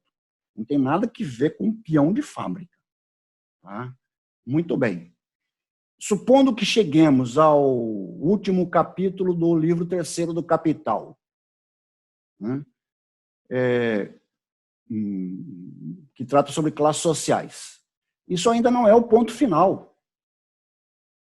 Porque nós estamos falando da análise no plano da base material do capital. É a partir daí, então, na apreensão que faço da base material do capital, que eu volto para o direito, para o Estado, para compreender o direito Estado na forma do capital. Então, veja o que temos aqui. Agora, tentando entender o método por inteiro. O Marx partiu da área da jurisprudência, do direito, da filosofia, enfim, do direito, parará. Ele queria entender o direito, o Estado. Tá? O que ele fez? Bom, já que o direito, o Estado, não, a consciência social, isso não pode ser explicado por si só, tá? Uma vez que quem determina o direito, o Estado, a consciência, é o ser, portanto, como esse ser produz a sua existência, eu preciso ir à base material. Portanto, ele faz o primeiro movimento, que é o movimento materialista. Bom, eu não quero compreender a consciência social de qualquer ser social. Eu quero compreender a consciência do ser social que produz a sua existência na forma social do capital. Eu não quero compreender qualquer direito, eu quero compreender o direito na forma capital. Ok, então eu vou na base material do capital. Tá? Foi a base material do capital e na base material do capital, do ponto de vista do processo de pesquisa dele, do método de pesquisa dele, ele precisou fazer esses dois caminhos. Ele precisou, eu preciso entender as classes sociais. Agora já está no plano da base material. Tá? A compreensão do Estado ficou ainda pendurada ali. Tá? Preciso entender a base material. Tá? O ponto de partida da base material é a população. Fez um caminho de ir da população à mercadoria. Da mercadoria às classes sociais à população. Ok? Uma vez que eu entendi essa base material e, portanto, entendi o capital, eu volto ao Estado. Tá? Então, partiu do direito do Estado, só como exemplo, foi para a base material. Na base material, ele fez, para ir do concreto aparente, ao concreto idealizado, ao concreto pensado, ele precisou fazer os dois caminhos. Para fazer os dois caminhos, o segredo é encontrar o conjunto de determinações para achar a determinação mais simples da mercadoria para ir até o capital. E, portanto, classes sociais e, portanto, população. Ele fez dois caminhos.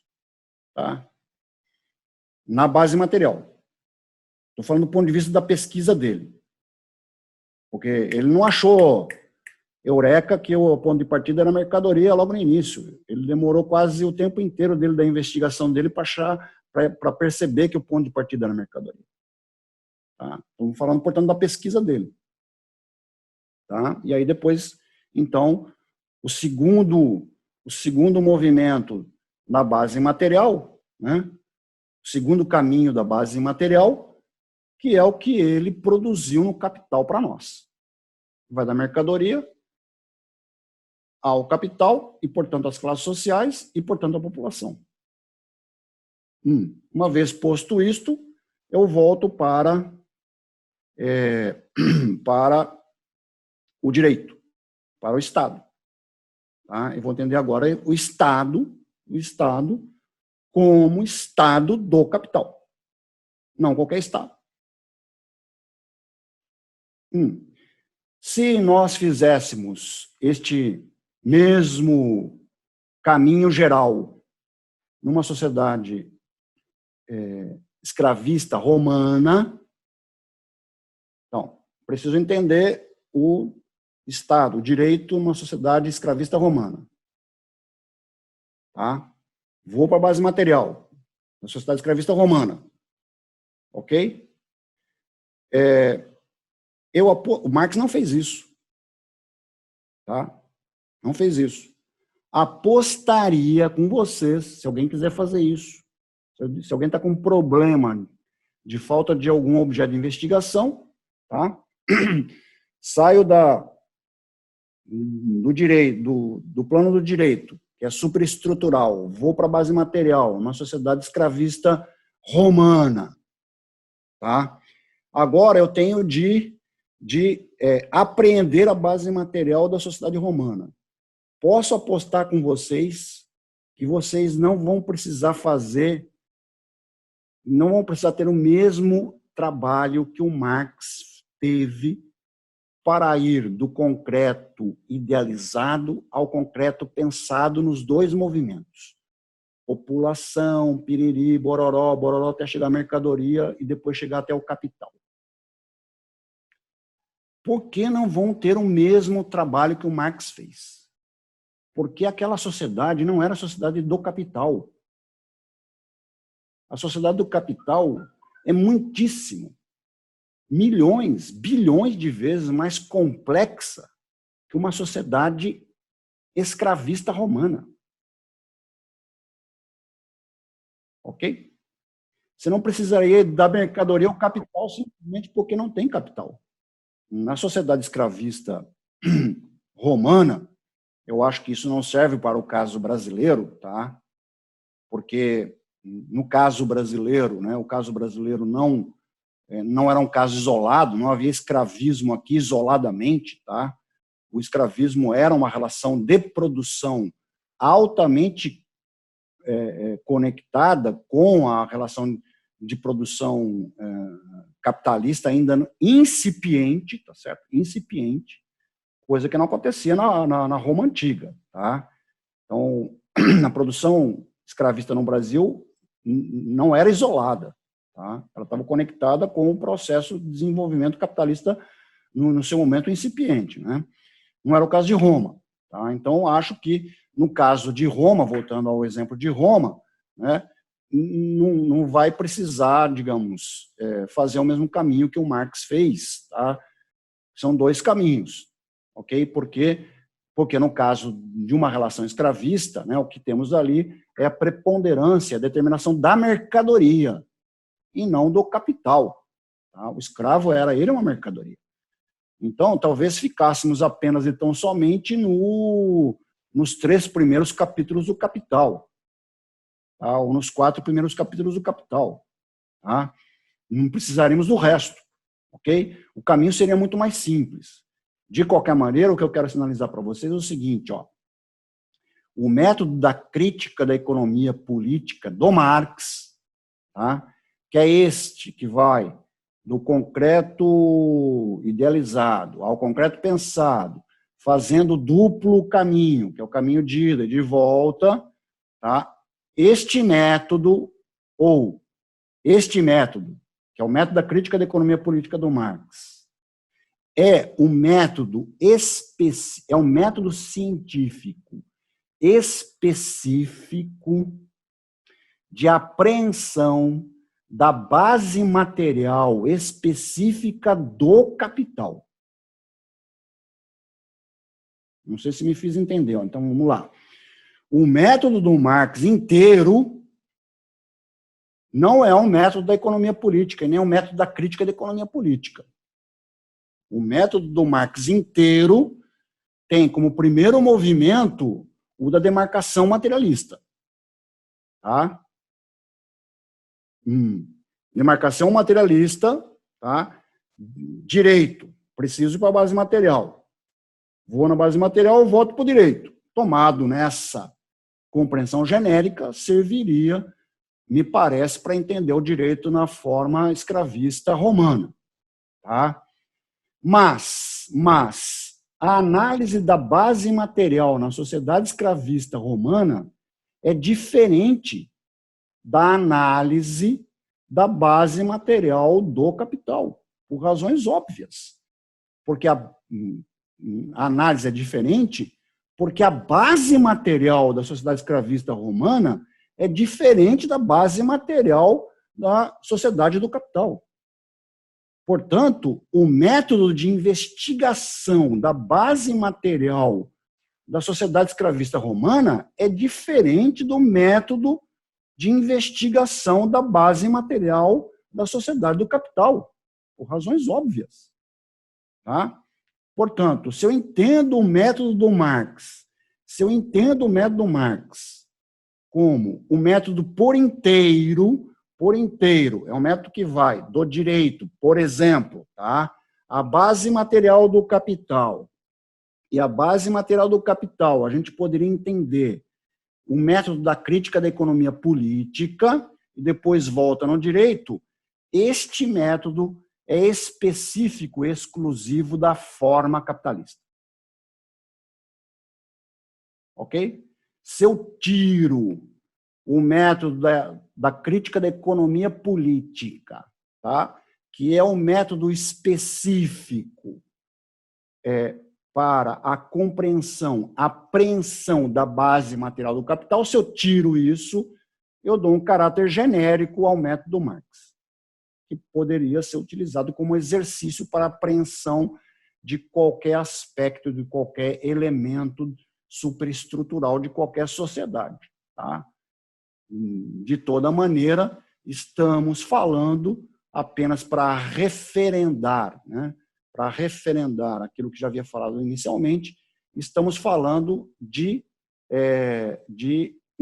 objetos sociais, ou seja, de seres sociais, não de seres não sociais, tá? Não de seres naturais. Portanto, o método Marx, em qualquer sentido, em qualquer aspecto, não tem nada que ver com compreensão, com apreensão, com o conhecimento científico de qualquer tema que não seja referente ao ser social.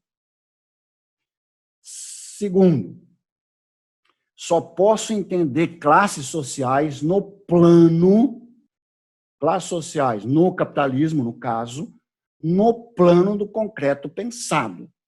Tá? Portanto, no plano do capital. Por isso, a compreensão que apresentei anteriormente, tá, de classes sociais, acho que nós vamos voltar nesse tema nas questões, tá, é que eu só consigo entender classes sociais como classes sociais de determinadas relações sociais de produção. Então, como no modo de produção capitalista existem diversas relações sociais de produção, tá? Mas a relação de produção e de circulação de capital, tá, é a determinante. Então, as classes sociais que estabelecem essa relação são as classes sociais fundamentais. Não porque eu quero, mas porque elas estabelecem a relação de produção determinante. Então, a classe proletária e a classe capitalista são as duas classes que estabelecem a relação social de produção e de circulação de capital. Tá? Por isso, classe proletária não tem nada a ver com trabalho concreto. Né? O exemplo que eu dei no texto que alguns leram foi o de um professor. Então, eu coloquei ali um exemplo de 4 situações diferentes e, portanto, de 4 relações de produção diferentes de um professor. O mesmo professor de matemática, igualzinho, blá, blá, blá, blá. Então, um professor que dá aula para os seus filhos, ele estabelece uma relação de produção de valor de uso, tá? Que é consumido por ele, pelos filhos dele. Pronto, acabou, não tem mais nada. Tá? O mesmo professor que à tarde dá aulas particulares de matemática para crianças da vizinhança, tá? E cobra por isso. Então, ele está fazendo as mesmas provas, os mesmos exercícios, usando todo o mesmíssimo material, a mesma sala que ele utiliza para dar aula para os filhos dele, tudinho. Tá? Ele está produzindo uma mercadoria. Nesse caso, ele produz uma mercadoria e vende mercadoria. Portanto, a relação de produção que ele estabelece é uma relação de produção de mercadoria. Portanto, ele produz valor, não mais valor. Ele não compra a força de trabalho de ninguém e não vende a força de trabalho dele para ninguém. Tá? Ele seria, portanto, desse ponto de vista, uma classe, porque ele é proprietário dos meios de produção com os quais ele produz a mercadoria, que é ensinar matemática. Tá? Um terceiro professor, que também é o mesmo professor, não é o terceiro professor, mesmo professor que vai dar aula de matemática à noite, né? À noite, de madrugada, tá? De madrugada, né? De madrugada, vai dar aula de matemática numa empresa capitalista, vai vender a força de trabalho para o Digênio, que é o dono do Objetivo, tá? Vender a força de trabalho para o Digênio, tá? Mesma aula de matemática, mesmo exercício, tudo igualzinho, as provas idênticas, tudo igual, tá? Então, ele, neste caso, ele vai produzir uma mercadoria que não pertence a ele, o que ele vendeu para o Digênio não foi o ensino de matemática, o que ele vendeu para o Digênio foi a sua força de trabalho. O Digênio utilizou o valor de uso da força de trabalho, a força de trabalho produziu uma mercadoria que pertence ao Digênio, o Digênio vai vender essa mercadoria, que é o ensino de matemática, e dessa maneira vai produzir mais valia, e dessa maneira o Digênio vai acumular capital e se transformar num capitalista. Neste caso, de madrugada, o nosso professor é proletário. Tá? E à noite, ele vende a força de trabalho dele para uma escola pública. Ele vai vender a força de trabalho para uma escola pública como um professor de matemática, igualzinho, criança da mesma idade, os mesmos exercícios, a mesma prova, tudo igual. Então, vai vender a força de trabalho para o Estado capitalista. Mas, nesse caso, ele não vai produzir uma mercadoria. É valor de uso para os estudantes que estão ali. Portanto, se ele não produz mercadoria, não produz valor, não produz mais valor, não produz mais valia, portanto, não produz capital. Portanto, ele é um trabalhador assalariado, mas não estabelece a relação de produção especificamente capitalista. Tá? Portanto, ele pertenceria a outra classe. Tá? Dessas 4 relações de produção que eu apresentei aqui, apenas eu entenderia que o terceiro, que é aquele que vende a força de trabalho para o Digênio, é que se caracterizaria como uma relação de produção especificamente capitalista e, portanto, é uma relação entre proletário e capitalista. Tá? Vejam que, do ponto de vista do processo de trabalho e, portanto, do trabalho concreto, é a mesma coisa. Não tem diferença entre eles. Tá? Porque, na verdade, são o mesmo professor. Ele faz o mesmo trabalho concreto, o mesmo processo de trabalho. Tá? Produz o mesmo valor de uso, em todos os casos. Tá? Ensino de matemática. Tá? Utiliza os mesmos procedimentos, tudo igual. Do ponto de vista do processo de trabalho, é tudo igual. Tá? Mas do ponto de vista da relação de produção, os 4 casos são distintos, o que, na minha compreensão, poderia caracterizar classes distintas. O exemplo é individual apenas como recurso didático, né? Não tem sentido falar isso do ponto de vista individual. Sobretudo a relação de produção capitalista, tá certo? Não tem sentido falar individualmente. Mas vejam, do ponto de vista do processo de trabalho, são todos iguais, todas as situações são iguais, tá? Não tem diferença. Do ponto de vista das relações de produção, são todos diferentes e caracterizariam classes distintas.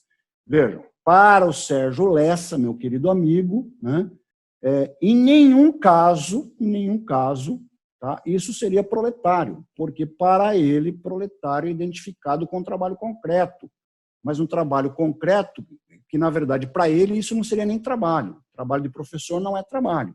Nem trabalho concreto. Portanto, nenhum deles seria proletário. Tá? Não sei se o exemplo que eu dei no meu texto, que estou repetindo agora, serve para elucidar o que eu entendo a partir do exercício do método. Por isso, tentei fazer a conexão entre o método e a compreensão ou apreensão de classe. O que foi feito, amigo, de tudo que a gente sonhou? O que foi feito da vida? O que foi feito do amor? Quisera encontrar aquele verso menino que escrevi há tantos anos atrás. Falo assim sem saudade, falo assim por saber. Se muito vale o já feito, mais vale o que será, mais vale o que será. E o que foi feito é preciso conhecer para melhor prosseguir. Falo assim sem tristeza, falo por acreditar.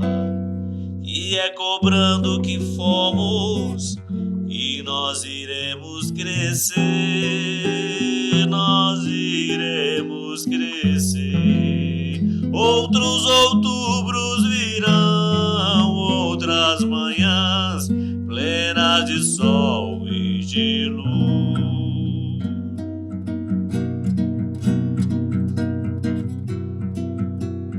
Alertem todos alarmas, e o homem que eu era voltou. A tribo toda reunida, ação dividida ao sol de nossa Vera Cruz. Quando o descanso era luta pelo pão e aventura sem par.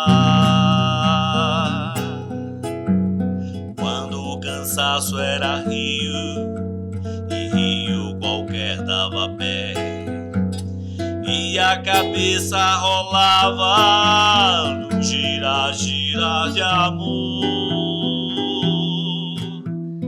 E até mesmo a fé não era cega nem nada, era só nuvem no céu e raiz. Hoje essa vida só cabe na palma da minha paixão. De Vera nunca se acabe, a abelha fazendo seu mel.